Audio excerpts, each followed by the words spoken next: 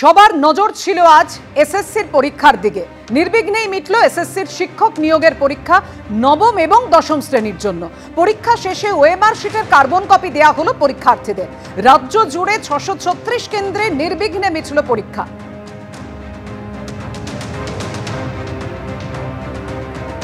যাদবপুর বিদ্যাপীঠ, Garfa, Kakdwip, Cooch Behar, Jalpaiguri, Barasat SSC তরফে গতকালকেই জানানো হয়েছিল যে একেবারে কড়া ব্যবস্থার মধ্যে দিয়ে আজকের পরীক্ষা হতে চলেছে।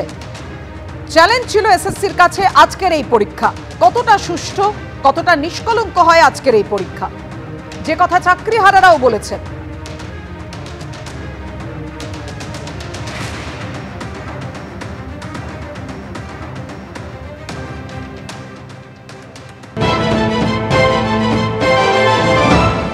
প্রথমবার পরীক্ষা দিয়েছেন, তারাই বলছেন পরীক্ষার প্রশ্ন সহজ। কেমন হলো?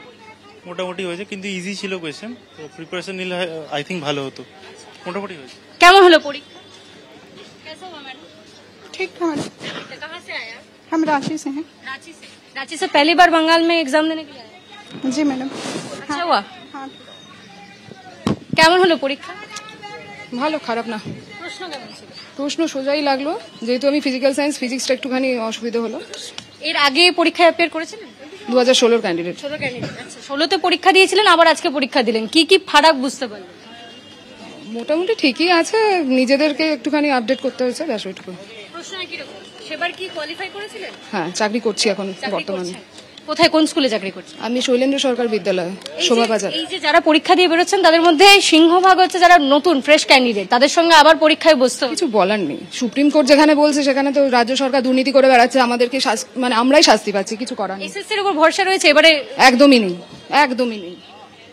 দেখতেই পাচ্ছ যে পরীক্ষা দিয়ে যারা বেরোচ্ছেন তাদের মধ্যে নতুন প্রার্থী যেমন রয়েছেন, তেমনি সঙ্গে যারা পুরনো অর্থাৎ 2016 সালে যারা পরীক্ষায় বসেছিলেন তারাও কিন্তু পরীক্ষা দিয়ে বেরোচ্ছেন। তুমি দেখতে পাচ্ছ এনকে পাল থেকে এই মুহূর্তে যারা পরীক্ষার্থী, যারা চাকরি প্রার্থী, তারা বেরিয়ে আসছেন এবং পরীক্ষা প্রথম দফার যে নবম দশমের পরীক্ষা তা কিন্তু সম্পন্ন হলো এবং যারা জেনারেল স্টুডেন্টস তারা বেরিয়ে আসছেন। হ্যাঁ, 2016 বসেছিলাম। তারপরে 2016-র পরে আবার 2025-এ পরীক্ষায় বসতে হলো এবং দেখতে পাচ্ছেন যে হাতেই নিজেই নিয়ে বেরিয়েছেন ওএমআর এর কার্বন কপি। কি মনে হয় এবারে একেবারে দুর্নীতিমুক্ত পরীক্ষা, নিষ্কলুষ পরীক্ষা এবং তার সঙ্গে যেভাবে স্বচ্ছ নিয়োগের দাবি আপনারা করেছেন সেটা হবে? এখন বুঝতে পারছি না, হতেও পারে, আবার কতটা পুরোটা মানে আমাদের মানে বিলিফ নেই সরকারের উপরে, পূর্ণ বিলিফ নেই, আস্থা নেই। এসএসসির উপর ভরসা করতে পারছেন না? হ্যাঁ, পুরোপুরি ভরসা করতে পারছি না, কিছুটা ভরসা করছি, একদম পুরোপুরি যে ভরসা করছি তবে কিছুটা, যেহেতু সুপ্রিম কোর্টে যারা এটা চালিত হচ্ছে পরীক্ষাটা, ভরসা অনেকটাই আছে আগের থেকে। এসএসসি পরীক্ষা নিল এবং আপনাদেরকে হাতে করে আপনারা ওএমআর শিটের যে কপি, কার্বন কপি, সেটা আপনি নিয়ে বেরোলেন। এরপরে যদি কোনো রকম দুর্নীতি সংঘটিত হয় তাহলে তো আপনি নিজের মামলা নিজেই করতে পারবেন। কি মনে হয় সেক্ষেত্রে কি একটা ট্রান্সপারেন্সি এলো, একটা ভরসার জায়গা তৈরি হলো? হ্যাঁ, অবশ্যই একটা ভরসার জায়গা তো অবশ্যই তৈরি হলো সেখানে। इस बार होना तो चाहिए, उम्मीद है अच्छा गया है ये। भरोसा है एसएससी पर? हाँ, भरोसा है। इस बार तो ओएमआर शीट भी दे रहे हैं, क्या लग रहा है कि इस बार कोई घोटाला नहीं होगा? नहीं, उम्मीद तो है कि नहीं होना चाहिए ये घोटाला। ट्रांसपेरेंसी रहेगी? ये ट्रांसपेरेंसी तो होना चाहिए। कैसा गया एग्जाम? एग्जाम अच्छा गया। क्वेश्चंस कैसे थे? क्वेश्चंस ठीक थे, थोड़ा टफ था लेकिन ठीक था क्वेश्चन। প্রশ্ন ছিল, ভালো প্রশ্ন ছিল। এরপর 11 12 অ্যাপিয়ার করবেন? অ্যাপিয়ার করব। এবারে দেখা যাচ্ছে এই যে ওএমআর শিটের যে কার্বন কপি সেটাও দিয়ে দিচ্ছে, কতটা ট্রান্সপারেন্সি রাখলো এসএসসি এবং এই ট্রান্সপারেন্সির উপর আপনারা ভরসা রাখতে পারছেন? হ্যাঁ, এইটা তো এটা একটা ভালো স্টেপ, দেখা যাক এখন কি হয়। এরপরেও কি দুর্নীতি হওয়া সম্ভব বলে মনে হয়? কিছুই বলা যায় না, কিছুই বলা যায় না এখন। এইটা একটা খুব ভালো স্টেপ, এখন লেটস সি হোয়াট হ্যাপেন্স। এবার থেকে এসএসসির নতুন নিয়ম, কার্বন কপি সঙ্গে নিয়ে বেরোতে পারবেন। ওএমআর শিটের যে কার্বন কপি তা চাকরি প্রার্থীদেরকে দিয়ে দেওয়া হবে। আমাদের সঙ্গে রয়েছেন দুজন চাকরি প্রার্থী যারা পরীক্ষা দিয়ে বেরোলেন এসএসসি, তাদেরকে জিজ্ঞেস করব এবারে ওএমআর শিট যে কার্বন কপি সেটা আপনারা হাতে নিয়ে বেরোচ্ছেন, 10 বছর এর স্ক্যান্ড কপি জমা থাকবে এবং 2 বছর পর্যন্ত সংরক্ষিত করা হবে এবারে এই যে হার্ড কপিগুলো। কি মনে হয় এবারে আর কোনো দুর্নীতি সম্ভব? যতটা মনে হচ্ছে প্রসেসের স্বচ্ছতা বজায় থাকবে সেটাতে, তো আমাদের নিজের কাছেও যখন আছে আমরা নিজেরাও সেটা দেখতে পারবো, তো সেই বিষয়ে নিশ্চিত যে স্বচ্ছতা বজায় থাকবে। ট্রান্সপারেন্সি, আপনাদের ওএমআর শিটের কার্বন কপি সঙ্গে করে দিয়ে দেওয়া হচ্ছে, কি মনে হয় এরপরে আর কোনো দুর্নীতি সম্ভব? আশা করা যায় না, সেটা দুর্নীতি আশা করা যায় না, তবে ইন্টারনালি কিছু হচ্ছে কিনা সেটা তো আমরা বলতে পারবো না, তবে আমরা আমাদের মতো এক্সাম দিয়েছি, দেখা যাক, লেটস সি। এসএসসির উপর ভরসা রয়েছে, এরপরে কি স্বচ্ছ নিয়োগ হবে বলে মনে হচ্ছে?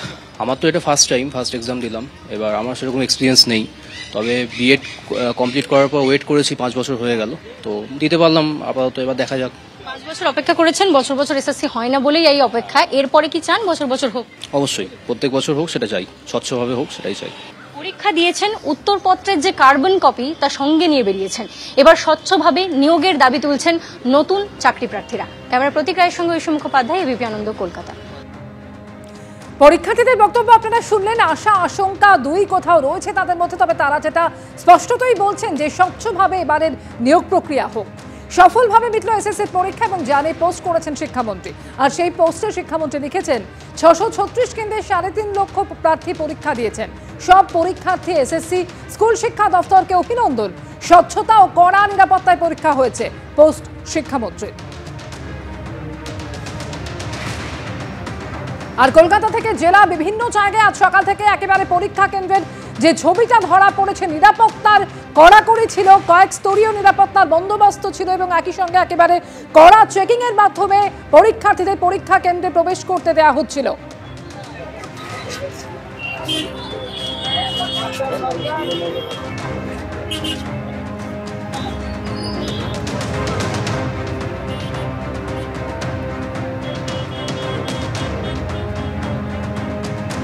আপনারা দেখেছেন বাংলা এসএসসি পরীক্ষায় ভিন রাজ্যের চাকরি প্রার্থীরা তারাও পরীক্ষায় বসেছেন।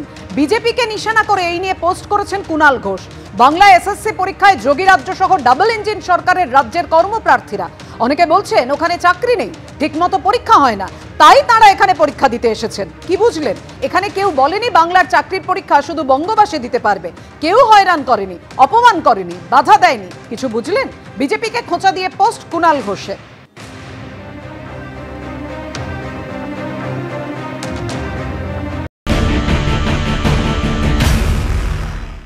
এরা সারা ভারতবর্ষ জুড়ে পরীক্ষা দিয়ে বেড়ান। যেমন একদল মানুষ ছিলেন না, সিনেমা হয়েছিল রুদালি, বিভিন্ন জায়গায় কেঁদে বেড়ায়, হতে পারে এরা পরীক্ষা দিয়ে বেড়ায়, এগুলো দেখানোর জন্য তৈরি হয়েছে।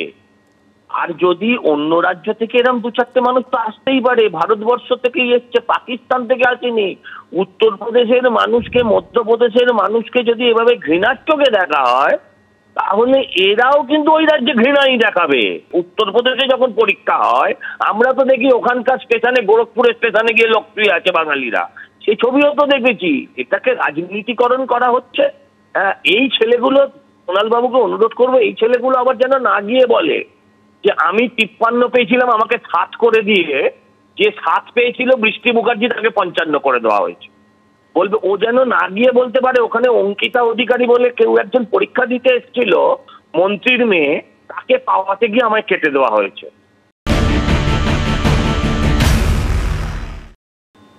অভিনন্দন জানাচ্ছি। একদিন ওনারা পশ্চিমবাংলার পরীক্ষার্থীদের কাছ থেকে পয়সা খেতেন, এখন ওনারা উত্তরপ্রদেশের পরীক্ষার্থীদের কাছ থেকেও পয়সা খাওয়ার সুযোগ পেয়ে গেছেন। তৃণমূল কংগ্রেস জাতীয় দল, ওরা জাতীয় পর্যায়ে চুরি করার একটা সুযোগ পেয়ে যাচ্ছে, এর ফলে ওদেরকে অভিনন্দন।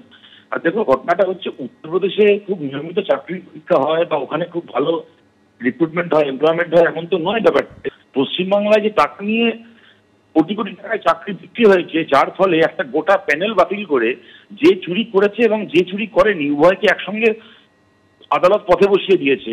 এই সত্যিটা তো মিথ্যে হয়ে যায় না। তো পশ্চিমবাংলায় তৃণমূলের যে চুরি, তৃণমূলের যে পাপ, চাকরি বিক্রি করে ওদের মন্ত্রী থেকে শুরু করে, মন্ত্রী বান্ধবী থেকে শুরু করে, একটার পর একটা কমিশনের মাথা, তারা সবাই একসঙ্গে জেল খাটছে।